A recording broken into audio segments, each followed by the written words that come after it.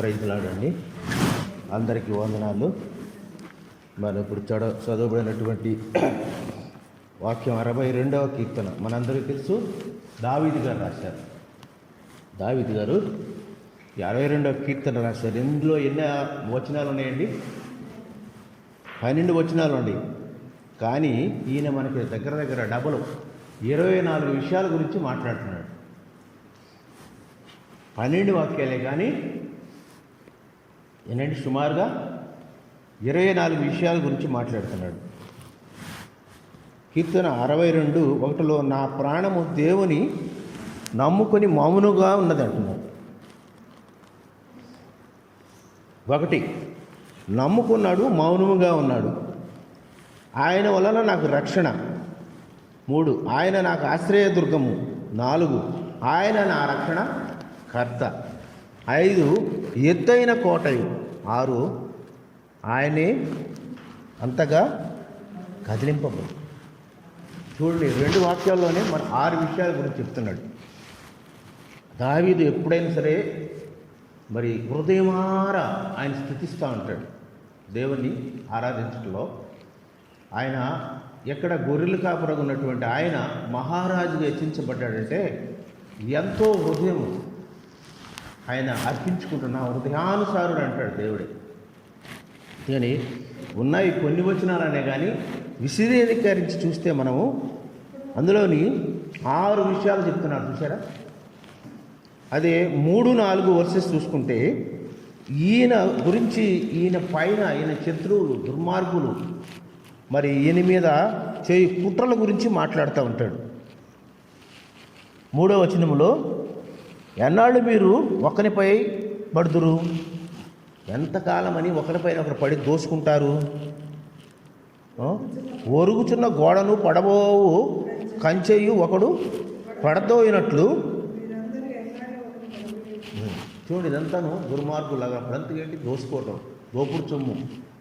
ఒకడే ఉపమానాలు చెప్తున్నాడు. పడదోయి గోడ వల్లే ఉంటాడు. ఎన్నాళ్ళు అని ఇట్లా ఉంటారు.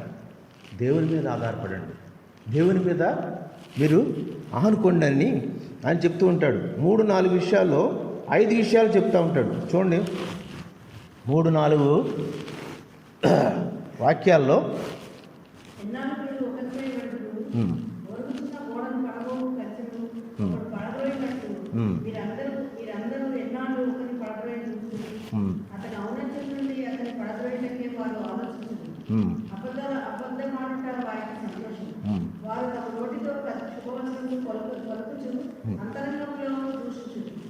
చూడండి, ఏంటంటే హిపోక్రేట్స్ లోన్ ఒకటి అనుకుంటారు, బయట ఒకటి అనిపిస్తారు. ముందు కనబడితే ప్రైజ్ లార్డ్ అయ్యారు అంటారు, తర్వాత వెనకాల ఏదో వాళ్ళకి ఇష్టం వచ్చినట్టు మాట్లాడతారు. కపట వేషధారులు ఎన్నాళ్ళని ఇట్లా ఉంటారు అని ఆయన హెచ్చరిస్తుంటాడు దావీదు మహారాజు. ఈ 3-4లో ఈయన యొక్క శత్రువుల గురించి, దుర్మార్గుల గురించి ఎన్నాళ్ళు వాళ్ళతో నేను భయపడుతూ ఉంటాను అని 5 విషయాలు మాట్లాడుతూ ఉంటాడు. తర్వాత 5, 6, 7 వచనాల్లో దాన్ని కూడా అదే అంటాడు. హిపోక్రట్స్ గురించి మాట్లాడుతూ మరి ఆయన 10 విషయాలు చెప్తూ ఉంటాడు. 5వ వచనం ఒకసారి చూస్తే నా ప్రాణమా, చూడు నా ప్రాణం. 103వ కీర్తనలో కూడా ఆయన అంటాడు నా ప్రాణమా సన్నతించు. ఎప్పుడైతే ఆయన నా ప్రాణమా అన్నాడంటే ఈ హిమ్సెల్ఫ్ టాకింగ్, ఈ హిమ్సెల్ఫ్ ఎంకరేజింగ్, ఆయనకు ఆయనే ఉత్సాహపరుచుకుంటూ ఉంటాడు. నా ప్రాణమా అంటే ఆయన్నే నా ప్రాణమా ఏమంటాడండి? దేవుని నమ్ముకోమంటాడు. 1 మౌనముగా ఉండమంటాడు. తర్వాత ఆయన వల్లనే మనకు నిరీక్షణ, ఇంకెవరి వలన కాదు. రాజుల వలన కానీ, మంత్రుల వలన కానీ, పిఎంలు సీఎంల వలన కానీ ఏమి రక్షణ ఆధారం ఉండదు. ఆయన వల్లనే నిరీక్షణ. ఆయనే నా ఆశ్రయదుర్గము, నా రక్షణాధారము, నా ఎత్తైన కోటయు. ఆయనే నేను కదిలింపబడను. నా రక్షణకు, నా మహిమకు దేవుడే ఆధారము. చూడండి ఎన్ని విషయాలు చెప్తున్నాడు. సుమారుగా 10 విషయాలు చెప్తున్నాడు. 10 విషయాలు. నా ఆశ్రయదుర్గము దేవుడి యందే ఉండెను. తర్వాత 8 వచనంలో ఏమిటంటే 3 విషయాలు మన క్రైస్తవుల గురించి సజెస్ట్ చేస్తూ ఉంటాడు. క్రిస్టియన్స్ ఎలా ఉండాలని. 8వ వచనంలో జనులారా అంటే మనం అందరము ఎల్లప్పుడూ ఆయన యందు నమ్మిక ఉంచండి. ఎవరైందును? ప్రభునందు నమ్మిక ఉంచండి అంటున్నాడు. ఆయనందు నమ్మిక ఉంచితేనే మనకి అన్నీ సమకూడి జరుగుతాయి. తర్వాత ఆయన సన్నిధిని మీ హృదయం కుమ్మరించమంటాడు. ఇంకెక్కడికి వెళ్ళి ఏడుపులు ఏడకండి. దేవుని సన్నిధికి వచ్చి దేవుని యొద్ద పడి ఆయన పాదాలు పట్టుకుని మరి మీ హృదయమారా ఆయన్ని మీ హృదయం కుమ్మరించి అడగండి అంటున్నాడు. దేవుడు మనకు ఆశ్రయము. చూడండి 3 విషయాలు చెప్తున్నాడు, అందరు సలహాలు ఇస్తున్నాడు. ఏమనంటే మనకి ఎల్లప్పుడూ ఆయన నమ్ముకోనని అంటున్నాడు.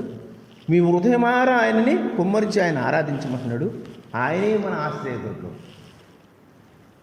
ఎంత మంచి విషయాలు చెప్తున్నాడండి. తర్వాత 9వ వచనంలో ఏమంటాడు చూడండి, అల్పమైన వారిని బట్టి ఊపిరి ఉన్నారు, గనులైన వారు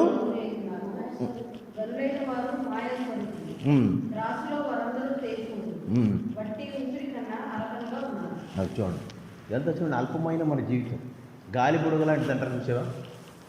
త్రాసులో ఉన్నటువంటి ధూళి లాంటిది.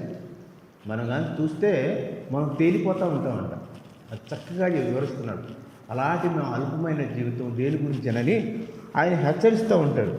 అదే 10, 11, 12లో ఇంకా బాగా మనకి చెప్తూ ఉంటారు. చూడండి ఏమంటాడు, బలత్కారమందును నమ్మిక ఉంచకుడి, దోచుకొనుట చేత గర్వపడకుడి.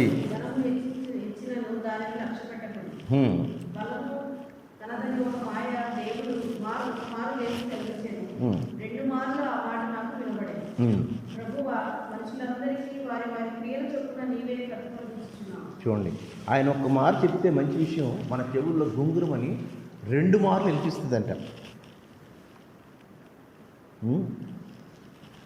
బలత్కారం చూడండి ఇక్కడ చెప్తున్నారు కదా, బలత్కారం ఉంచు నమ్మిక ఉంచకుడి, దోచుకొనుట చేత గర్వపడకుడి. చూడండి గర్వం నాశనానికి మూలం అంటారు కదా. దోచుకున్న దాన్ని బట్టి మనం గర్వించవద్దు అంటున్నాడు.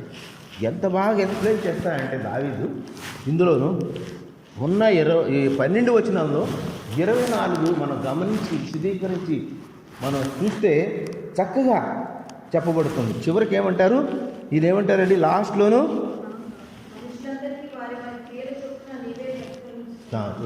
వారి వారి క్రియల చొప్పున ఆయనే మనకు ప్రతిఫలం ఇచ్చేది. మన క్రియలండి తెల్లవారు లేచి మనం మోకరించి మొరపెడుతున్నామా, ఆయన ఆరాధిస్తున్నామా, ఎంతని ఇవి కష్టం ఉంటే దాని పట్ల ప్రతిఫలం ఆయనే ఇస్తాడు. ఇంకోటి ఇంగ్లీష్లో ఏమంటారంటే గ్రేస్ అండ్ ట్రూత్, ఈ 2 కూడా ట్విన్స్ లాగా ఉంటాయంట. Truth follows by the grace, కృప మరి సత్యము, 2 కలిసి వెళ్తాయి. ఈ రెండింటిని మనం ఆధారం చేసుకుని ఆయన మీద మనం ఆనుకొని ఉంటే మనల్ని ఎంతగానో ఆయన ఆశీర్వదిస్తూ ఉంటాడు. మనం చేసిన క్రియలను బట్టి చొప్పున నీవే ప్రతిఫలము ఇచ్చుచున్నావు కదా. కాగా కృప చూపుట నీదే. కృప చూపించేవాడు ఎవరంటే చివరికి ఆయనే. మనం చేసినటువంటి కార్యాలను బట్టి, మనం చేసినటువంటి పనులను బట్టి మన ప్రతిఫలం ఇచ్చేవాడు ఆయనే.